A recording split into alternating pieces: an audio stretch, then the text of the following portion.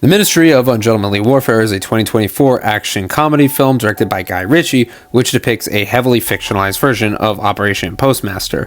In the film, Gus March Phillips, played by Henry Cavill, is recruited by the British government, and Winston Churchill, who's played by Rory Kinnear, as well as Brigadier Gubbins, also known as M, played by Carrie Elwes, to assemble a team and sail to the Spanish island of Fernando Po, where a Nazi supply ship with enough supplies and ammunition to keep Germany's U-boats operational almost indefinitely is harbored. The mission is to sink the ship, but Fernando Po is full of both German and Spanish soldiers, so it's not exactly simple.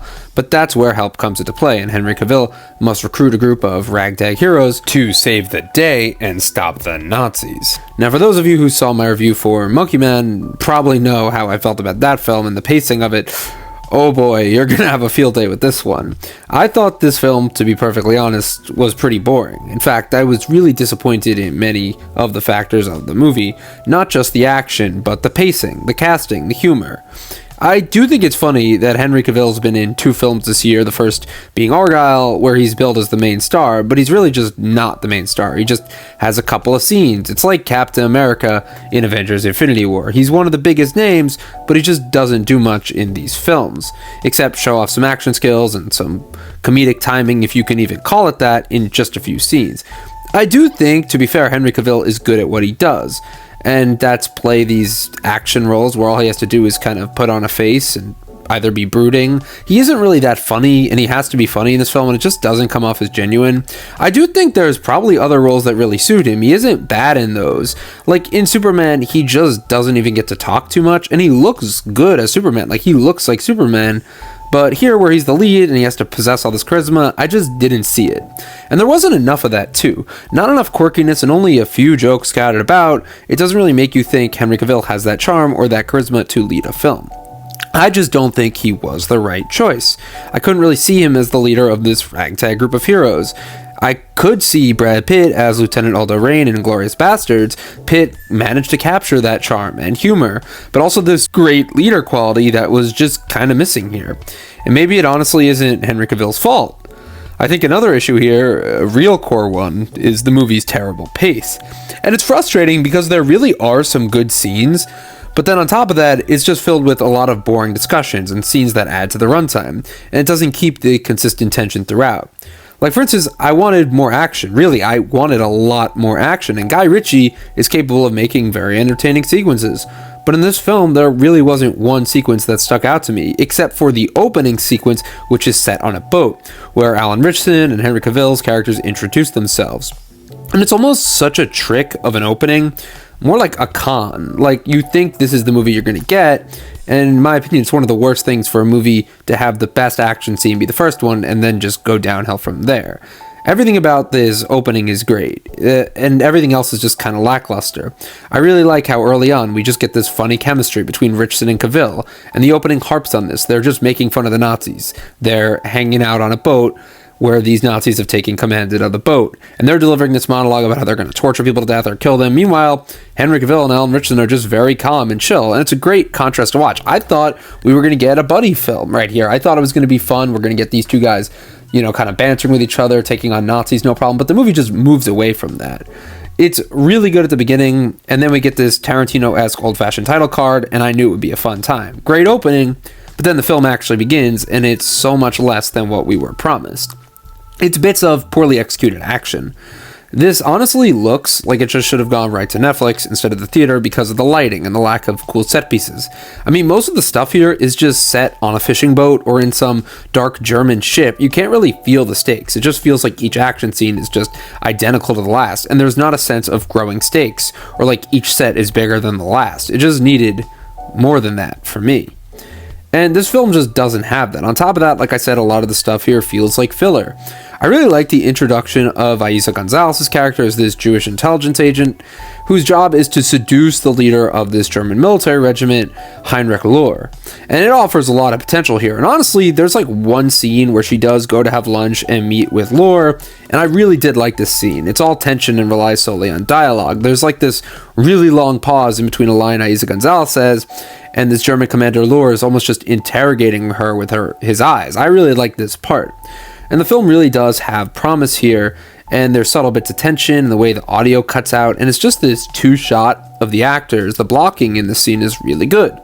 And it almost does just feel like Inglourious Basterds here for a bit, more than the rest of the movie ever does. And it's clear this tension mimics the scenes between Christoph Waltz and Léa Seydoux in Inglourious Basterds. It's literally the same type of scene. And I also like Till Schweiger as Heinrich Lohr, this intimidating Nazi. I think it's great they cast this real German actor, as opposed to sometimes they get British people to play German guys, and you're just like, I don't see it. But I really did like this actor who played the Nazi. He felt real. He felt scary. He felt like there was an intimidating presence, but you just don't get enough of him. He just really doesn't get enough, in my opinion, to warrant him as this bad guy. Like I said, I thought the actor was great. If anything, he and Gonzalez really carried their scenes, but it's just not enough, and we don't get to see his dark side enough. In fact, the movie literally ends where we think there's going to be the scene where he interrogates Eiza Gonzalez's characters. He walks her into a room with handcuffs, and I finally thought, okay, this guy's the upper hand. We're finally going to see this guy actually do some bad shit. But then there's just this moment that breaks the tension where there's a battleship blowing up in the harbor outside, and all the tension that was built up to in the scene and the whole movie is gone.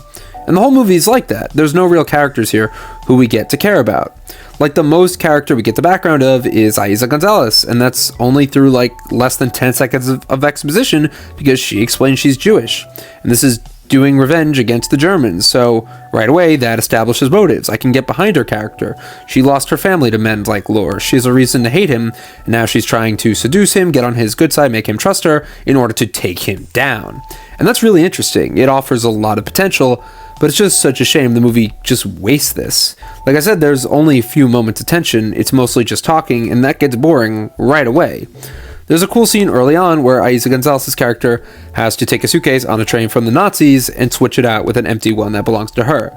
And it's a good scene. There's tension, there's a threat, there's stakes, and there's a ticking clock. But the movie just doesn't have many scenes like this. It's mostly just giving and receiving information and planning, all on a fishing boat. Like, they don't go anywhere. And that's what I mentioned in the beginning when I said the opening promises so much. You have this scene where Alan Richardson and Henry Cavill are joking around, and then there's this tension building because you think the Nazis are going to kill them, and then they just kill all the Nazis. And this is the opening scene, so you think, okay, this is what we're getting a whole movie of. This is going to be awesome. It's going to be funny. It's going to have great action. But really, it's just not. The movie is just mostly people talking on a boat and planning their attack. You don't actually get great action scenes. You don't get scenes that feel like they're well crafted. They just feel like they're rushed. When your movie's mostly all talk and little action, it can be boring to most people. A film like Inglourious Basterds and a director like Quentin Tarantino can make a scene like this interesting by adding in all these quirks that make a regular scene like talking more fun. Like, for instance, take the long bar sequence with the Nazis in Inglourious Basterds, where all the Nazis are playing this drinking game and headbands, and it has this quirk, this interesting dynamic, and this extra thing added on top that makes it fun. You don't really ever see Nazis playing drinking games or headbands, and it's just kind of fun to watch in a Quentin Tarantino film, not to mention the dialogue is really good. That's why the only good scenes where people are talking in this are between Till Schweiger and Eiza Gonzalez's special agent, because he has this sinister dynamic, and she's interrogating him, and for a moment you might think he might be onto her, but then he just laughs and breaks the tension, and this is okay, this is good, but it's just not enough. It doesn't support a whole movie. And like I said, she's the only interesting character in this. And that's a problem, because a lot of these characters don't feel distinct. They don't have great dynamics or chemistry. We don't really even see how they met, or why this Ministry of Ungentlemanly Warfare are a Ministry of Ungentlemanly Warfare in the first place. We don't see why they formed a bond, why they connect, how they even bond together. We barely see them talk and hang out, or what their friendship is like when they're not in the middle of a mission. It just feels incredibly superficial. And I honestly was just not sold on these guys being a team and working together. There's even this cool scene where they have to break into a prison holding facility and break out their friend Apple, which on paper sounds great. You have this group of badass friends going to recruit this other badass warrior, and they have to break into a German prison to break one guy out. But they just don't build anything on top of it. There's barely any mind games, barely any moments of trying to trick the guards, or barely any obstacles they get into. They simply kill the guards, take their uniforms, shoot the rest of them, and break their friend out. And that's it. There's no added tension, no hurdles for them to overcome. No moment where you think, oh, they might not make it into the prison. No, they just get their friend, and they go. On to the next step. And in some respects, it reminded me of Zack Snyder's Rebel Moon, where we're just going scene to scene, recruiting random different people without getting any info on their backstories. I mean, I didn't know who one character was. why should we care about them? Henry Cavill's this no-nonsense leader. He's kind of quirky. He takes cigars from his superiors. He doesn't really give a shit and laughs when he kills Nazis, but that's it. There's no reason we see how he became this guy. We don't see why he laughs when he kills them. It would have been cool maybe to give him some backstory. Maybe he uses this laughing and wisecracking leader trope as a defense mechanism because he's had such a horrible life. Maybe he lost people to the Nazis. But the movie doesn't really want to go into that. Maybe he's determined to bring this group together because they're the only family he has left. I don't know. And I don't really care what it is specifically, but it needed something to engage us with more than what we get. Because right now, what I get is just a group of random characters who have no chemistry, who have no distinct traits, who have no reason for needing to form this team, and they just show up and just kill Nazis and that's it. Alan Richardson is just a guy who shoots arrows and looks like he's on steroids. Henry Cavill is the handsome, wisecracking leader. Isa Gonzalez is the seductress. And the rest of the guys are just extra muscle. I don't know. The movie just doesn't give you a reason to care about any of them. And this is a big problem. If you're going to have lackluster action, if you're going to have boring scenes of dialogue and exposition, if you're going to have your cast staggered so they're rarely on screen together and we're mostly just focused on several characters of the ensemble rather than the whole ensemble together, at least build up the dynamic or at least make it worth following. And this is what the Ministry of Ungentlemanly Warfare does not do. It does not have anything worth engaging in.